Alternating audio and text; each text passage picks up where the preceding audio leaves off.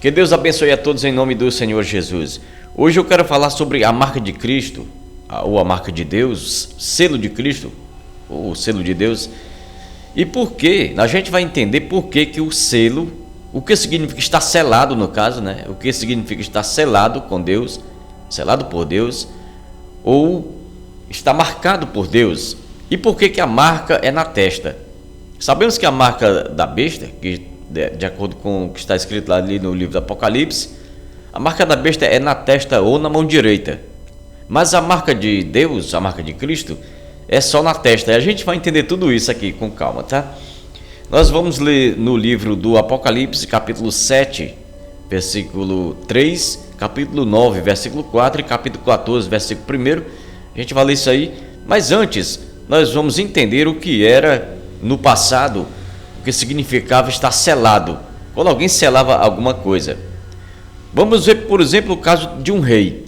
O rei, quando ele queria selar uma correspondência, uma carta, alguma coisa que ele queria endereçar para alguém, ou algum decreto, ele aplicava ali um pouco de argila ou um pouco de resina da época e utilizava o seu anel para carimbar ali, para imprimir ali a sua marca, a marca do rei. E as pessoas também no passado, como também atualmente ainda, quando elas querem marcar um animal como seu, como propriedade sua, essa pessoa encomenda em um ferreiro as iniciais do seu nome, por exemplo, feitas ali em ferro, e aquele ferro, aquelas iniciais ali, aquelas letras, são colocadas no fogo, na brasa. Quando estão vermelhas, ou quando aquele objeto está vermelho, eles então marcam o animal, um cavalo ou um boi, por exemplo. E nós sabemos que duas coisas em comum acontecem tanto no selo de barro, como também no selo quente, no selo que é aplicado nos animais. No caso do selo sobre o barro, aquele barro ele sofre ali uma compressão, ele é comprimido para que a marca fique lá, no barro ou na resina. E no caso de um animal, ele sofre ali, ele passa por uma aflição no momento da impressão, da queimadura da sua pele através daquele ferro quente. E a gente vai entender sobre isso, o que significa o selo de Cristo, ou o selo de Deus, ou a marca de Cristo, a marca de Deus. Guarde tudo isso, né? Guarde que o barro, se o barro tivesse sentimento, o barro iria dizer que estava sofrendo uma aflição muito grande, uma dor. O animal já é diferente, o animal mostra que está passando por uma aflição, ele sofre no momento que tem a sua pele queimada, para que ele receba a marca do seu dono. A gente pode resumir então, pode dizer que a marca de Cristo, ou a marca de Deus, representa as aflições que a gente tem que passar, necessário passar, para poder ser um servo de Deus, para demonstrar, para você poder provar que é um servo de Deus. E poder provar como? Aí já entra a explicação por que a marca é na testa. A marca é na testa porque você nota que a testa é o local mais alto, mais visível que o ser humano tem.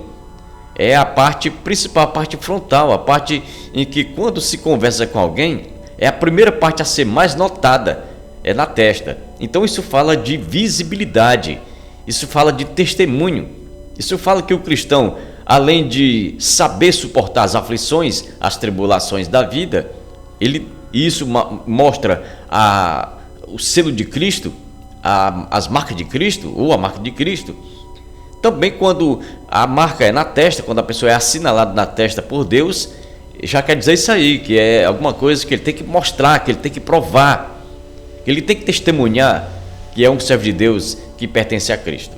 Então, para comprovar tudo isso que eu estou dizendo, nós vamos ler aqui, primeiramente no livro do Apocalipse, mostrando que a marca é na testa da pessoa, a marca de Deus.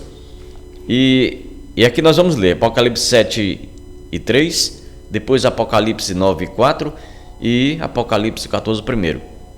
Diz assim: não danifiqueis a terra, nem o mar, nem as árvores, até que hajamos assinalado na testa os servos do nosso Deus. Veja que aqui está falando sobre a testa.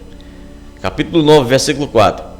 Foi-lhes dito que não fizessem dano à erva da terra, nem a verdura alguma, nem árvore alguma, mas somente aos homens que não têm na testa o sinal de Deus.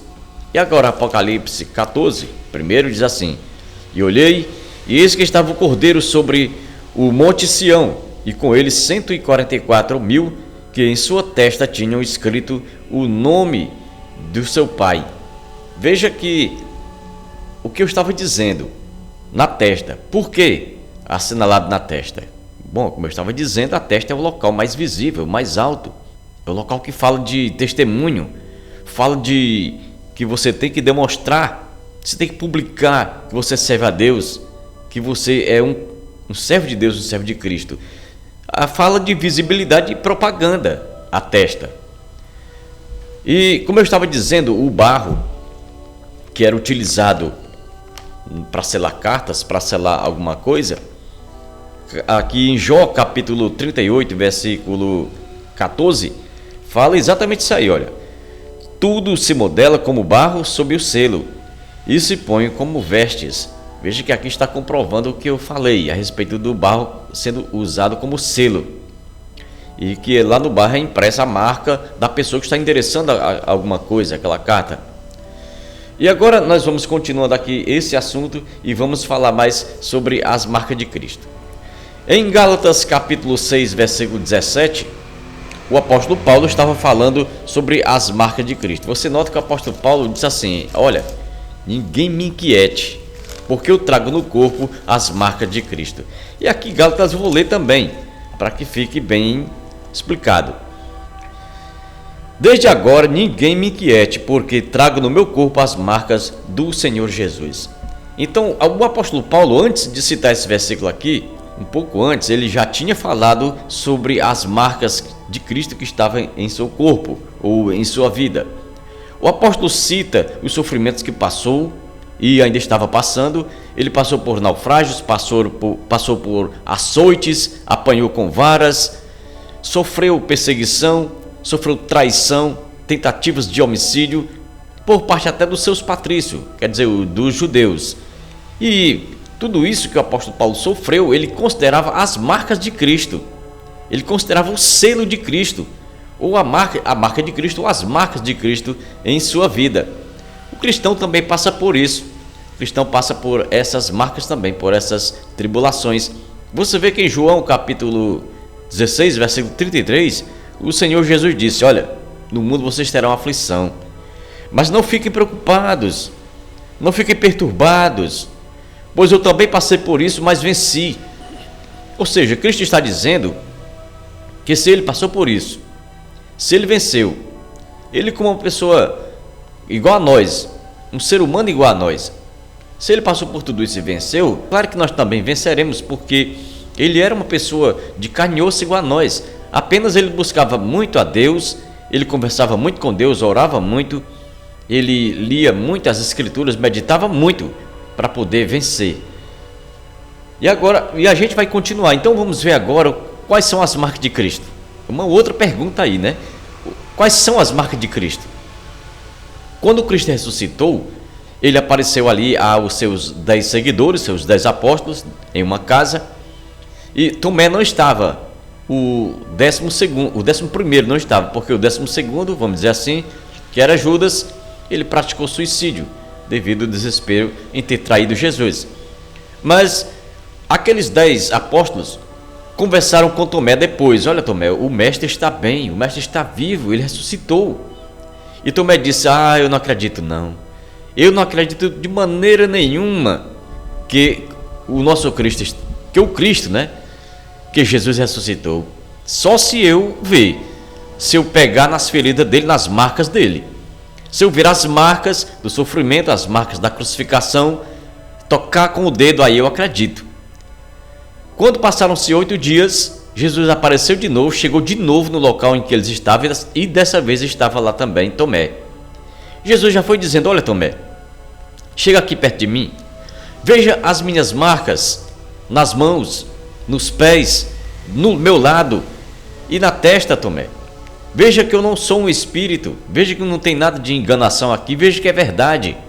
Olha aqui, toque em mim, Tomé. Tomé, não seja incrédulo, mas acredite, seja crente. Então nós vemos aí que as marcas de Cristo são os seus sofrimentos, são as marcas que mostram o seu sofrimento. E todo cristão, todo servo de Deus que serve a Cristo realmente, não ao mundo, ele tem as marcas de Cristo. Ou seja, ele tem aflições, ele tem sofrimento. Porque a Bíblia mesmo diz que aquele que é amigo do mundo constitui-se inimigo de Deus. Então a pessoa que é amigo do mundo, ele não sofre por Cristo, porque ele não tem perseguição, ele é amigo do mundo, ele não tem com que se preocupar. Mas vamos seguindo em frente para a gente entender melhor esse assunto aí. Olha, eu já expliquei tudo, né? Já expliquei sobre o que significa o selo de Cristo e por que o selo, por que os selados são selados na testa. Mas a gente vai ver também, olha, você vê que selar significa fechar, né? Sabemos que significa está fechado, alguma coisa lacrada. Então o cristão ele também tem que estar fechado com Cristo, selado por Deus. No seu espírito, na sua alma, não pode entrar o que é mal, tem que estar fechado. Não pode entrar outro espírito, outra coisa, o espírito maligno, o espírito mau, e sim só o Espírito de Deus que deve entrar no coração do crente. A gente vê que a esposa de Salomão, no livro de Cantares, capítulo 8, versículo 6, ela disse para Salomão: põe-me como selo sobre o teu coração, porque o amor é mais forte do que a morte.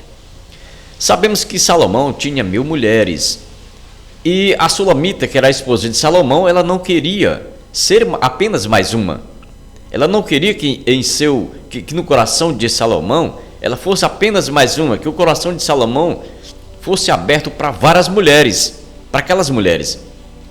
Sulamita queria que o coração de Salomão fosse aberto só para ela. Então por isso ela disse: põe como selo sobre o teu coração, ou seja, eu quero fechar o teu coração para que ninguém entre, só eu. Assim o servo de Deus, ele também tem que estar com o seu espírito, com o seu corpo, com a sua alma, o seu coração fechado para as coisas que são negativas, para as coisas que não são de Deus.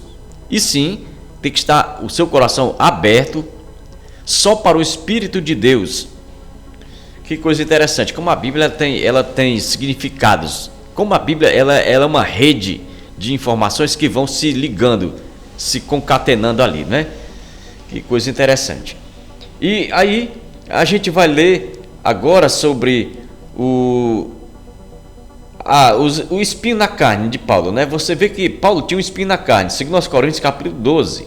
Segundo aos Coríntios capítulo 12, versículo 7 até o versículo 10, fala que o apóstolo Paulo tinha um espinho na carne. Muitas pessoas não compreendem, não sabem ao certo o que era esse espinho na carne.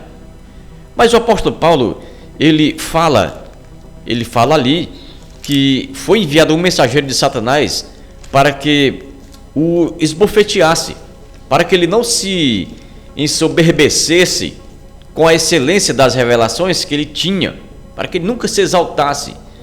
Então, para que ele não se exaltasse, foi enviado esse mensageiro de Satanás para que o perseguisse e ele sempre estivesse ali em sofrimento.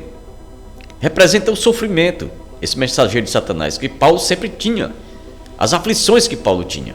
E que essas aflições, como eu já falei, representam o selo de Deus, as marcas de Cristo. Capítulo 12, versículo 7 até o versículo 10. O versículo 7 diz assim: e para que não me exaltasse pelas excelências das revelações, foi-me dado um espinho na carne. Ou seja, o que era esse espinho? Aqui diz, a saber, o mensageiro de Satanás, para me esbofetear a fim de não me exaltar. Ou seja, me perseguir. As aflições que Paulo passava.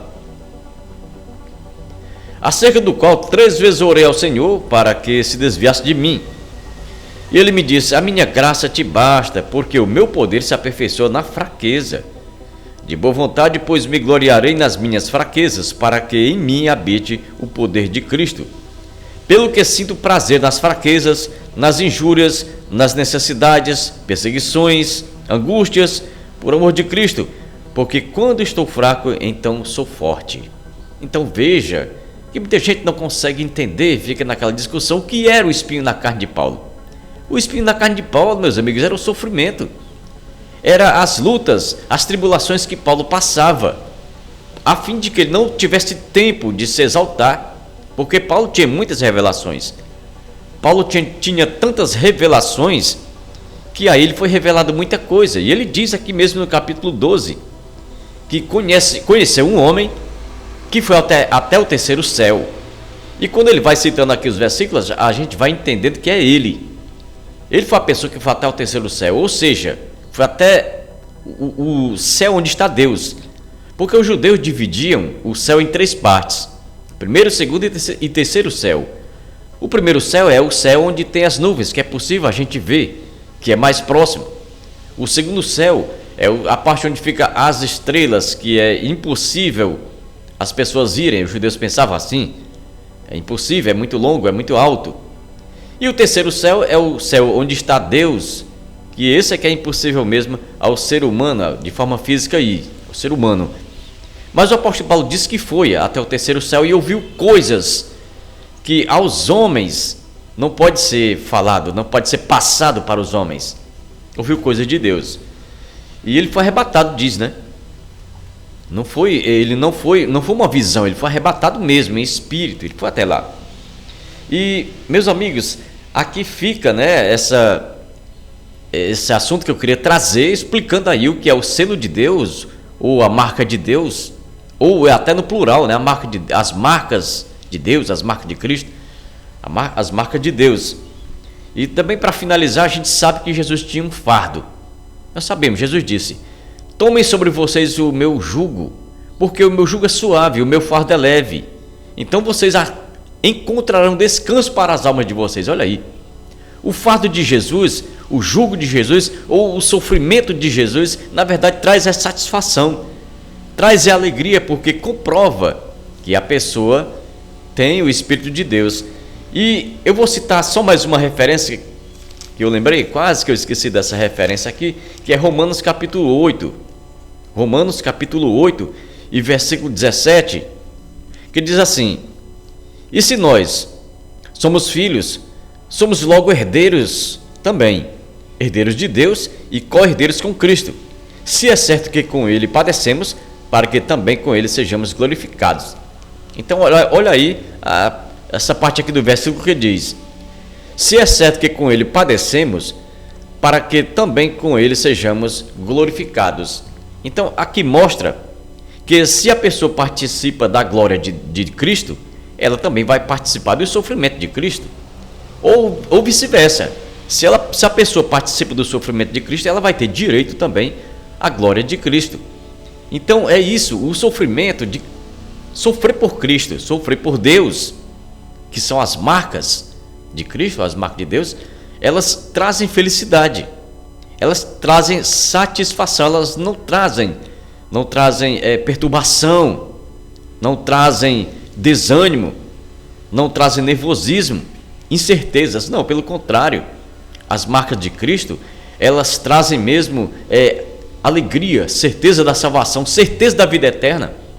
Porque se a pessoa está sofrendo por Cristo, é claro que ela vai também gozar com Cristo, gozar do céu, é herdeiro com Cristo, é co-herdeiro com Cristo, herdeiro de Deus e co-herdeiro com Cristo. Então, meus amigos, aqui fica esse estudo que eu queria trazer, a explicação sobre o selo de Deus, as marcas de Deus, que tem que ser, o que significa a marca de Cristo e por que a marca de Cristo tem que ser na testa, conforme o livro do Apocalipse. Obrigado a todos, fiquem com Deus e até mais tarde, se Deus quiser.